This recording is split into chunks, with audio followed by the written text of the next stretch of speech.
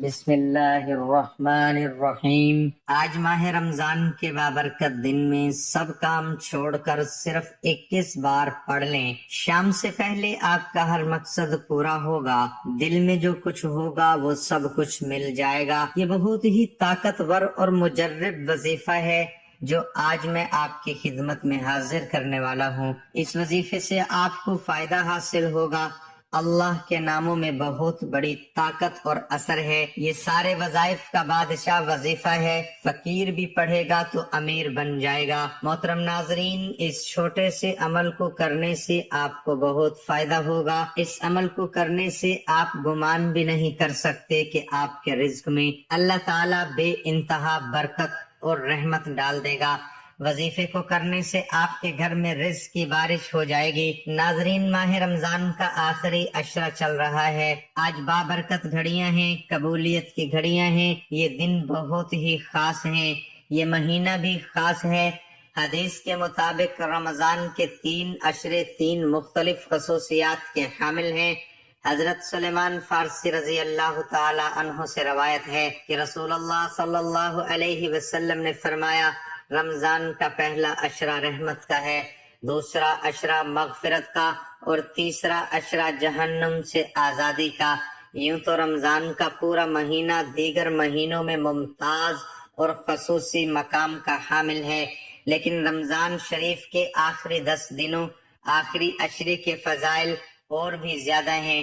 نبی اکرم صلی اللہ علیہ وسلم رمضان کے آخری عشرے میں عبادت اور اطاعت، شب بیداری اور ذکر و فکر میں اور زیادہ منہمک ہو جاتے ہیں۔ رمضان رحمتوں کا مہینہ ہے، برکتوں کا مہینہ ہے، عظمتوں کا مہینہ ہے، بخشش کا مہینہ ہے، گناہوں سے اپنی جان چھڑانے کا مہینہ ہے۔ ماہ رمضان وہ مہینہ ہے جو اپنی رحمتوں برکتوں سے پہچانا جاتا ہے۔ اس مہینے کو تمام مہینوں سے افضل قرار دیا گیا ہے۔ اس مہینے میں ایک رات ایسی موجود ہے جو 1000 راتوں سے افضل ہے۔ اللہ والو، آج ماہ رمضان کے آخری عشرے کا بابرکت دن آ گیا ہے۔ آج ماہ رمضان کے اس بابرکت دن میں ایک تسبیح کا ایک ایسا خاص وظیفہ آپ کے حوالے کروں گا جس کو پڑھنے والا رب سے بیٹھے بیٹھے کروڑوں کی خواہش بھی کرے گا تو میرا رب کروڑوں بھی عطا فرمائے گا۔ یہ وظیفہ پڑھنے والے سے رب خوش ہو جاتا ہے، اور جس بندے سے رب خوش ہو جائے اس کا ذکر فرشتوں سے کرتا ہے، نام لے کر پکارتا ہے اور حکم جاری کرتا ہے کہ جاؤ اس بندے کی ہر حاجت کو پورا فرما دو، اس بندے کا ہر مقصد پورا فرما دو۔ یہ جو مانگتا ہے، جسے مانگتا ہے، غیب کے خزانے سے جھولیاں بھر دو۔ اللہ والو، رب کی ذات جب دینے کو تیار ہے تو اس سے مانگو۔ ناظرین، رمضان کا آخری عشرہ چل رہا ہے۔ آج کا دن بڑا ہی خاص ہے۔ یہ دن اللہ کے نزدیک سب سے زیادہ عظیم ہے۔ یہ اللہ تعالیٰ کے نزدیک یوم الاضحیٰ اور یوم الفطر سے بھی بڑھ کر ہے۔ ناظرین، یہ بابرکت دن ماہ رمضان کے آخری عشرے میں آ رہا ہے، اور ماہ رمضان کے آخری عشرے کی طاق راتوں میں لیلۃ القدر موجود ہے۔ اس کی فضیلت بھی آپ کو بتاتے چلتے ہیں۔ رمضان المبارک کی راتوں میں ایک رات شب قدر کہلاتی ہے جو بہت ہی قدر و منزلت اور خیر و برکت کی حامل رات ہے۔ اس رات کو اللہ تعالیٰ نے 1000 مہینوں سے افضل قرار دیا ہے۔ 1000 مہینے کے 83 برس 4 ماہ بنتے ہیں۔ جس شخص کی یہ ایک رات عبادت میں گزری، اس نے 83 برس 4 ماہ کا زمانہ عبادت میں گزار دیا۔ 83 برس کا زمانہ کم از کم ہے، کیونکہ خیر من الف شہر کہہ کر اس امر کی طرف اشارہ فرمایا گیا ہے کہ اللہ کریم جتنا زیادہ اجر عطا فرمانا چاہے گا عطا فرما دے گا۔ اس اجر کا اندازہ انسان کے بس سے باہر ہے۔ اس کے حصول کا سب سے اہم سبب نبی اکرم صلی اللہ علیہ وسلم یا اللہ کی اس امت پر شفقت اور آپ صلی اللہ علیہ وسلم کی غمخواری ہے۔ مطاع امام مالک میں ہے کہ جب رسول پاک صلی اللہ علیہ وسلم کو سابقہ لوگوں کی عمروں پر آگاہ فرمایا گیا تو آپ صلی اللہ علیہ وسلم نے ان کے مقابلے میں اپنی امت کے لوگوں کی عمر کو کم دیکھتے ہوئے یہ خیال فرمایا کہ میری امت کے لوگ اتنی کم عمر میں سابقہ امت کے برابر عمل کیسے کر سکیں گے؟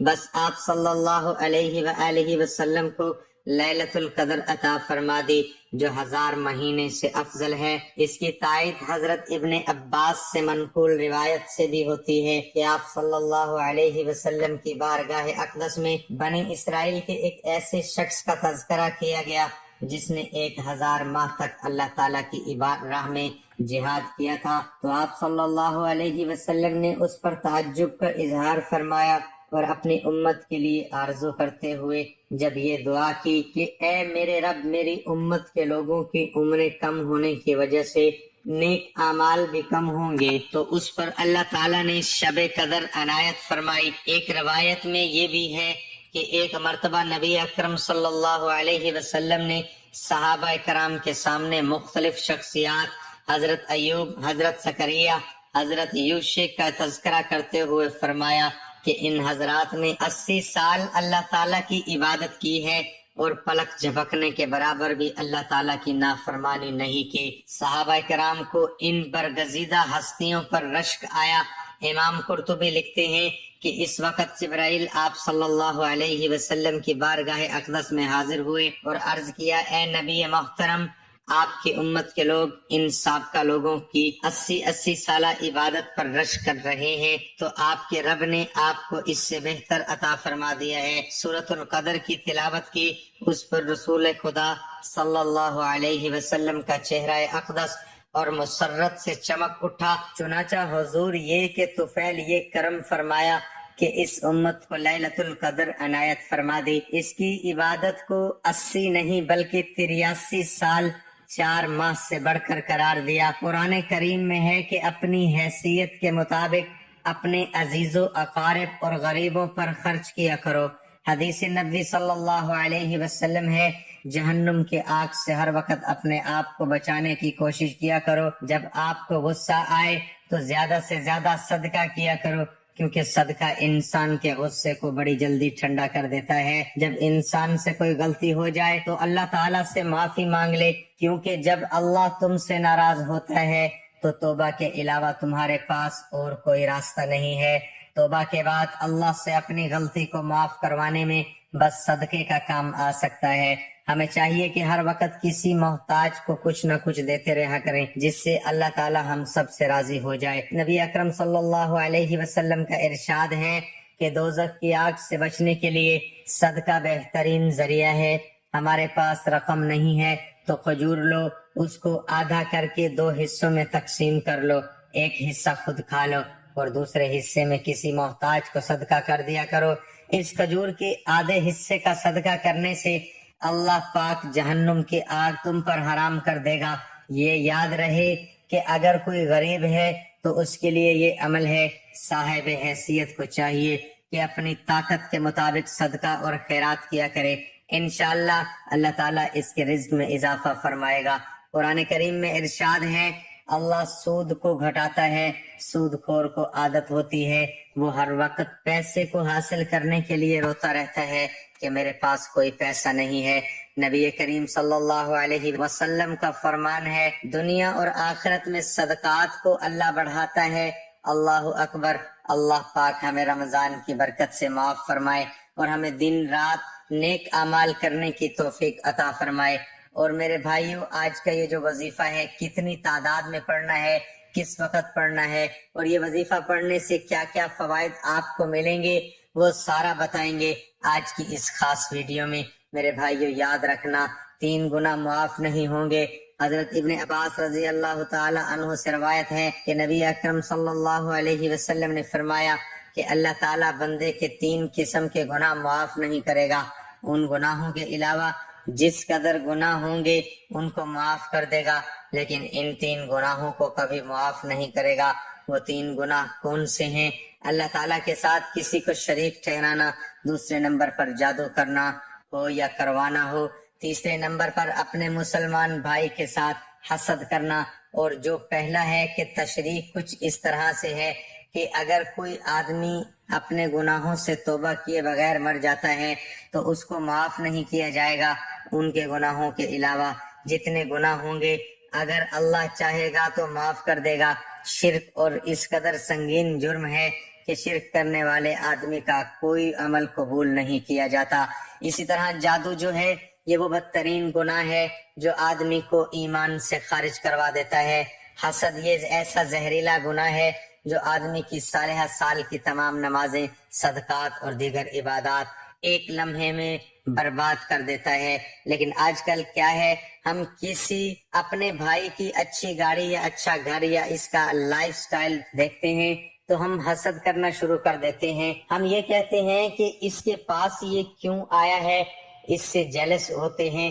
تو کسی کی اچھی چیز دیکھ کر اپنی قسمت پر اس طرح مطلب کہ گلا شکوہ مت کیا کرو، اللہ سے مانگا کرو، اللہ پاک ضرور عطا فرمائے گا۔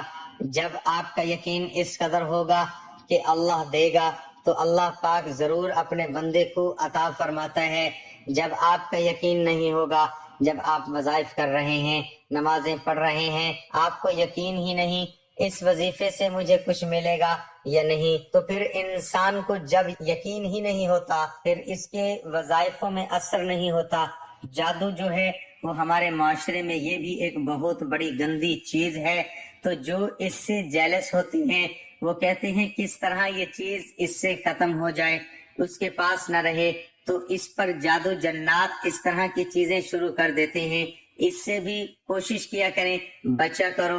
انشاءاللہ اللہ پاک آپ کو اپنے حفظ و امان میں رکھے۔ صبح و شام سورۃ فلق اور سورۃ الناس کی تلاوت کر لیا کرو، اس سے بھی اللہ پاک آپ کو اپنے حفظ و امان میں رکھے گا۔ آج کی اس ویڈیو کو آخر تک دیکھیں۔ پیارے بھائیوں اور بہنوں، ہماری اول دن سے یہی کوشش رہی ہے کہ ہمارے چاہنے والے، ہمارے سننے والے 5 وقت کے نمازی بن جائیں، اور اس کے ساتھ اگر ان کی زندگی میں کوئی مسائل ہیں، پریشانیاں ہیں، رزق کی تنگی ہے، تو وہ ہماری ان وظائف کی مدد سے پریشانیوں سے نکل جائیں۔ اور اس کے ساتھ ہم آپ کو 5 وقت نماز پڑھنے کی تلقین بھی کرتے ہیں، کیونکہ کوئی بھی وظیفہ، کوئی بھی عمل اس وقت تک پورا نہیں ہو سکتا جب تک آپ 5 وقت کی نماز پابندی سے ادا نہ کریں۔ اسے آپ سچے دل کے ساتھ کریں، لیکن انشاءاللہ اللہ تبارک و تعالیٰ آپ کی ضرور سنے گا۔ پیارے ناظرین، اللہ تبارک و تعالیٰ کو اپنے بندوں سے بہت زیادہ پیار ہے، اس لیے اللہ تبارک و تعالیٰ قرآن پاک میں ارشاد فرماتا ہے کہ جب میرے بندے میرے بارے میں پوچھیں تو ان سے کہہ دیجئے کہ میں ان کے بہت زیادہ قریب ہوں۔ اس کے ساتھ ارشاد فرمایا کہ تم مجھ سے دعائیں مانگو، میں تمہاری دعائیں قبول کرنے والا ہوں۔ لیکن بہت افسوس سے کہنا پڑ رہا ہے کہ آج کے اس معاشرے میں ہمیں اللہ سے مانگنے کا وقت ہی نہیں۔ آج کل ہر بندہ یہی کہتا ہے کہ اس کے پاس وقت نہیں ہے، لیکن وہ پھر بھی پریشان حال رہتا ہے۔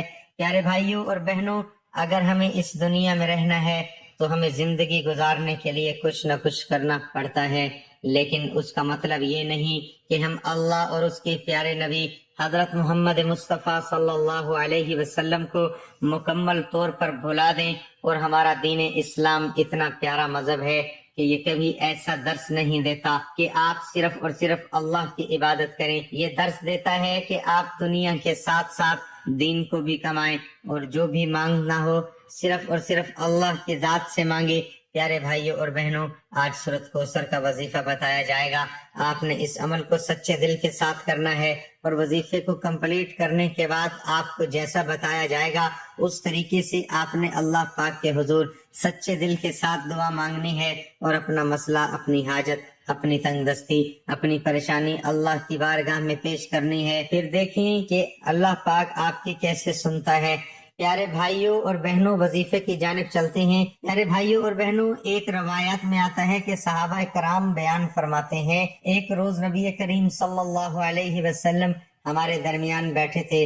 اچانک نبی کریم صلی اللہ علیہ وسلم پر ایک نیند اور بے ہوشی کی کیفیت طاری ہو گئی۔ تھوڑی دیر بعد نبی کریم صلی اللہ علیہ وسلم نے اپنا سر مبارک اوپر اٹھایا اور مسکرانے لگے۔ صحابہ کرام نے پوچھا کہ اللہ کے پیارے نبی، آپ کس وجہ سے مسکرا رہے ہیں؟ آپ صلی اللہ علیہ وسلم نے فرمایا، مجھ پر ابھی ابھی ایک سورت نازل ہوئی ہے۔ پھر آپ صلی اللہ علیہ وسلم نے بسم اللہ الرحمن الرحیم کے ساتھ سورۃ کوثر کی تلاوت فرمائی۔ نبی کریم صلی اللہ علیہ وسلم نے پوچھا، ایسا کیا آپ کو معلوم ہے کہ یہ کوثر کیا چیز ہے؟ صحابہ کرام نے جواب دیا، اللہ اور اس کے رسول بہتر جانتے ہیں۔ آپ صلی اللہ علیہ وآلہ وسلم نے فرمایا یہ جنت میں ایک نہر ہے جس کا اللہ تبارک و تعالیٰ نے مجھ سے وعدہ فرمایا ہے، اور یہ ایک خاص حوض ہے جس میں میری امت قیامت کے دن پانی پینے کے لیے آئے گی۔ اس نہر کے قریب پانی پینے والے برتن ستاروں کی مانند ہوں گے۔ ناظرین، یہ سورت مبارک بہت ہی زیادہ برکت اور فضیلت والی سورت مبارک ہے۔ پیارے ناظرین، اپنے عمل کی جانب چلتے ہیں کہ آپ نے سورت کوثر کا وظیفہ کیسے کرنا ہے۔ یاد رہے کہ رات کو سونے سے پہلے یہ عشاء کی نماز ادا کرنے کے بعد اس عمل کو کر لینا ہے۔ یاد رہے کہ سب سے پہلے آپ نے 2 رکعت نماز صلاۃ الحاجات کرنی ہے۔ ان 2 رکعتوں میں آپ نے سورت فاتحہ کے بعد 11 مرتبہ سورت کوثر اور 11 مرتبہ سورت اخلاص پڑھنا ہے۔ اس نماز کو مکمل کرنے کے بعد آپ اپنی جگہ پر بیٹھے رہیں، یعنی جائے نماز پر بیٹھے بیٹھے 21 مرتبہ آپ نے سورت کوثر کی تلاوت کرنی ہے۔ 21 مرتبہ سورت کوثر پڑھنے کے بعد آپ نے اپنی آنکھیں بند کر لینی ہیں۔ آنکھیں بند کر کے اپنے اللہ تبارک و تعالیٰ کی کچھ دیر تک حمد و ثنا بیان کرنی ہے، اللہ تبارک و تعالیٰ کی بڑائی بیان کرنی ہے، اور یہ اپنے آپ کو باور کروانا ہے کہ اللہ کی ذات اتنی زیادہ عظیم ہے، اس کی بارگاہ میں ندامت کے چند آنسو لازمی بہائیں۔ اگر آپ کو رونا نہیں آ رہا تو کم از کم رونے والی شکل بنائیں، لیکن آپ جو بھی عمل کریں وہ سچے دل کے ساتھ کریں۔ آپ کی پوری کوشش ہونی چاہیے کہ اللہ آپ سے راضی ہو جائے۔ ناظرین، یقین جانیے کہ جب اللہ کی ذات بندے سے راضی ہو جاتی ہے تو پھر دنیا کی کوئی طاقت اس بندے کا کچھ نہیں بگاڑ سکتی۔ لہٰذا ہمیشہ اللہ سے مانگنے کا اپنا یقین بنا لیں۔ اللہ تبارک و تعالیٰ آپ کو کبھی محتاج نہیں کرے گا۔ اللہ تعالیٰ ہم سب کو اس پر عمل کرنے کی توفیق عطا فرمائے۔